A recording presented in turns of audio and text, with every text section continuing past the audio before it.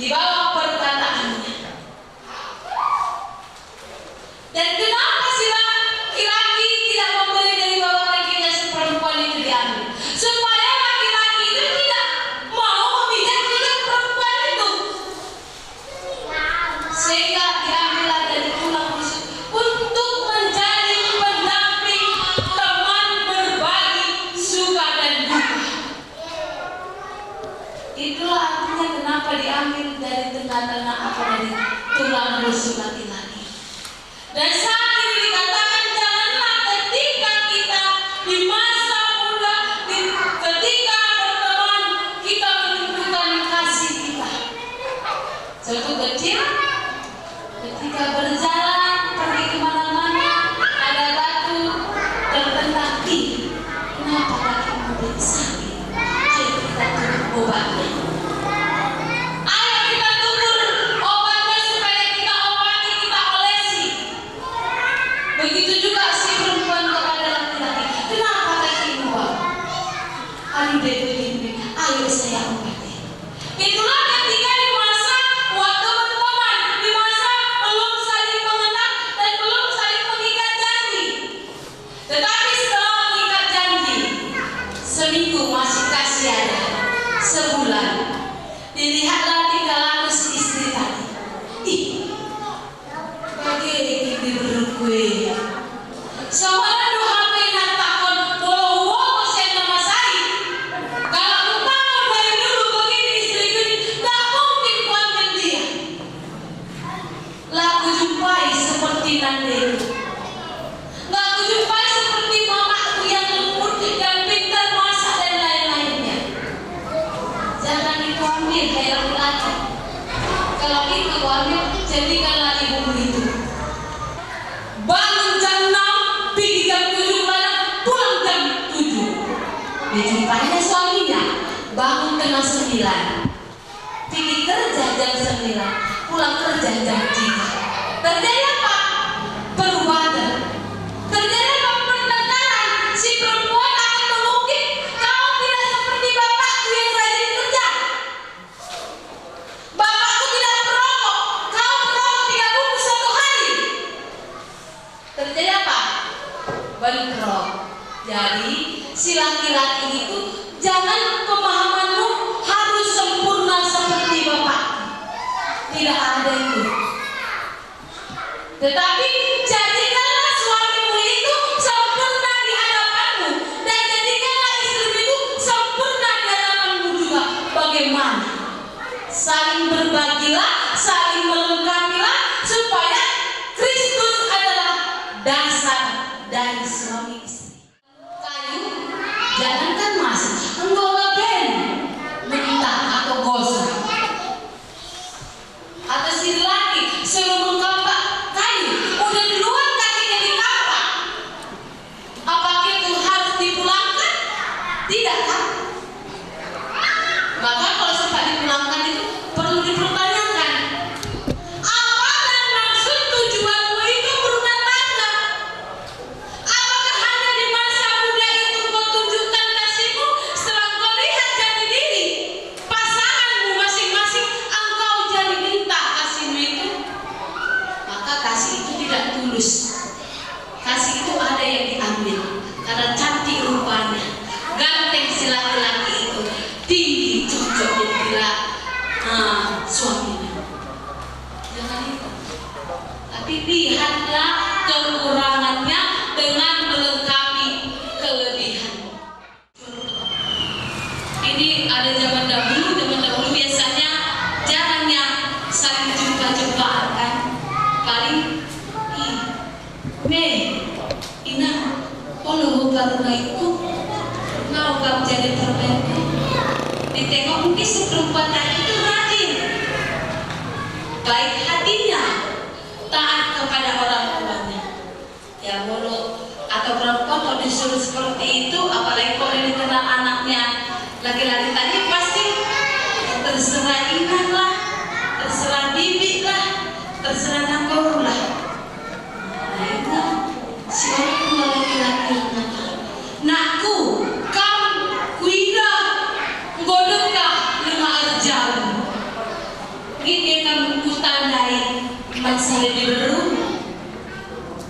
si laki-laki pasti ya kalau udah capek dia pacaran putus nyambung, apapun yang dibilang orang tuanya akan dituruti. Diadakanlah satu pertemuan keluarga, diundang lewat makan malam. Keluarga si perempuan tadi datang ke rumah si laki. Maaf kata bapak ibu, si perempuan itu gak pernah ikat rambutnya dikatakan kalau bisa sepinggang lalu terbang. Memang perempuan tadi tinggi, langsing, putih. Siapa gak tergiur? Cowok-cowok ini, mama aku ini cantik, dia jadi istri sama aku. Itulah anggapan si laki-laki tadi. Akhirnya, mak oke, kata si laki-laki tadi. Singkat cerita, rencana pesta bunuh bertumpul dilakukan semuanya untuk kelengkapan sampai kepada hari pemberkatan nikah. Dan acara dia begitu luar biasa karena orang laki-laki tadi adalah orang yang terkaya di kampung itu, orang terpandang, maka pestanya mewah dan sampailah kepada 2 hari 2 malam.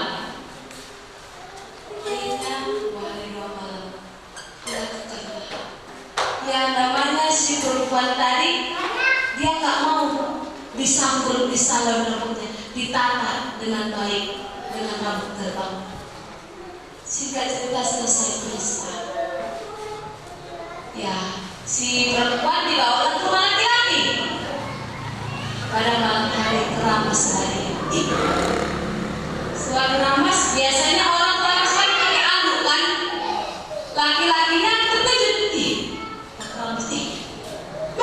Siapa cuping di sana? Bang, kupingku gak ada, sebelah saja. Si laki-laki tadi marah. Kenapa gak kau bilang kau tidak memiliki kuping? Dulu kulihat kau cantik, rambutmu panjang, tinggimu oke, kau langsing dan lain-lain. Tetapi ketika aku melihat, kupingmu gak ada. Udah, sampai ke sinilah. Tadi, apakah hanya sebatas wajah? Apakah hanya sebatas dari secara jasmani engkau lihat diriku, engkau cinta, engkau sayang kepadaku? Akhirnya si laki-laki tadi berpikir, betul apa yang kata si perempuan. Rupanya untuk berumah tangga ini bukan cukup paras wajah dan bukan cukup harta, tetapi adalah saling mengenal satu dengan lain secara jasmani dan rohani. Apa kekurangan si laki-laki, apa kekurangan si perempuan itu harus dia terima. Karena itulah yang Allah inginkan. Karena dalam dunia ini Bapak Ibu tidak ada yang sempurna. Dalam pernikahan yang kudus, hal itu adalah suatu masa yang mulia di dalam penghidupan yang dibentuk oleh Allah sendiri untuk menyatakan kepada kita persekutuan ajaib yang terdapat antara Kristus dan sidang jemaatnya. Hal itu adalah juga suatu masa yang suci di mana Kristus telah menghiasi dan memperindah pernikahan dengan kehadirannya di Kana Galilea. Oleh karena itu, pernikahan tidaklah patut bila tidak dengan aturan, tetapi pernikahan haruslah dilangsungkan dengan rasa hormat, dengan kebijaksanaan, dan dengan hati-hati, serta takut akan Tuhan di dalam masa yang suci ini. Kedua orang ini datang sekarang di sini untuk dipertemukan. Jika ada yang keberatan, kedua orang ini diberkati, kami persilakan untuk bagi berdiri. Supaya kamu mengingat bahwa cinta, kasih, serta kesetiaan adalah sangat penting sebagai dasar rumah tangga yang bahagia. Tidak ada satupun ikatan manusia yang lebih halus dan yang lebih pekat daripada ikatan pernikahan, dan tidak ada sumpah yang lebih suci daripada yang kamu pertanggungjawabkan sekarang. Jika jika sumpah yang hikmat itu tidak dilanggar, dan jika dengan tabah kamu berusaha untuk berbuat kehendak Allah Bapamu yang di surga, hidupmu pasti akan penuh sukacita, dan rumah tanggamu yang kamu dirikan sekarang ini akan tetap dalam damai sejahtera serta bahagia. James Sayoto, mau kau menerima perempuan ini menjadi istrimu, hidup bersama dengan dia di dalam pernikahan yang suci? Maka engkau mengasihi dia, menghibur dia, menghormati dia, dan melindungi dia di dalam derita atau kesenangan, dalam keadaan sakit atau senang, susah atau gembira, miskin atau kaya. Maka engkau meninggalkan semua yang lain-lain serta memegang teguh hanya dia saja selama kamu berdua hidup. Saya Tuhan menolongku. Eliana Boris Teguh, maka engkau menerima laki-laki ini menjadi suamimu, hidup bersama-sama dengan dia di dalam pernikahan yang suci.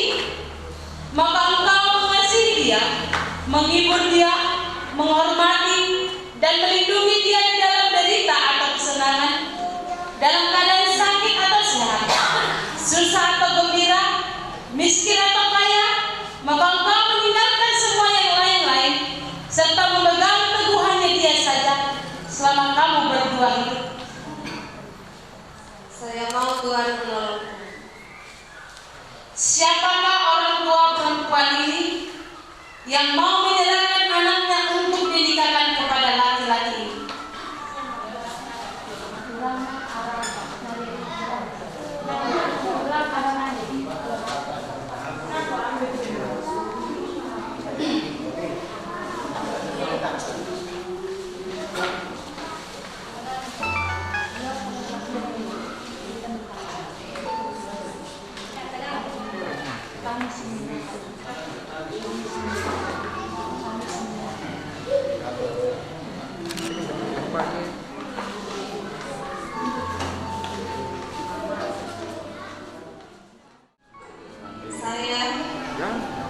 Saya Eliana Boris Teguh menerima James Sayoto menjadi suami saya, memperoleh memegang engkau sejak hari ini, baik senang atau susah, kaya atau miskin, sakit atau sehat. Saya tetap mencintai engkau dan mengasihi engkau selama kita berdua hidup, hingga ajal menceraikan kita. Sesuai dengan firman suci yang daripada Allah, demikianlah aku menjanjikan kesetiaanku kepadamu.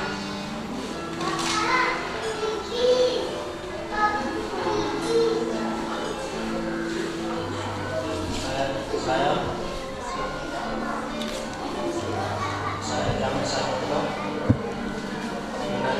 menerima engkau dari Eliana Boris Teguh menjadi istriku, memegang engkau sejak hari ini, baik senang atau susah, kaya atau miskin, sehat, sakit atau sehat. Saya tetap mengasihi engkau selama kita berdua hidup, hingga ajal menceraikan kita, sehingga kita menjadi suami istri. Demikianlah aku menjanjikan kesetiaan.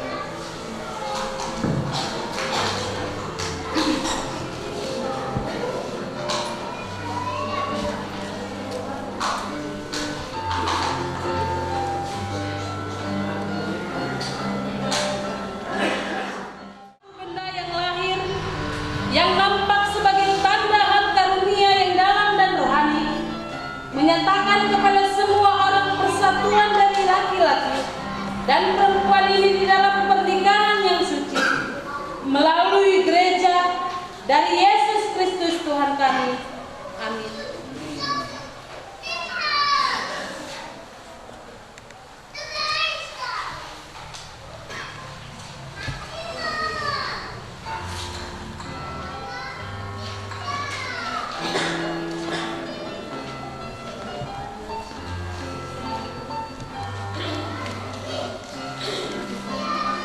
sebagai tanda dan jaminan dari sumpah yang telah kita perbuat dengan cincin ini.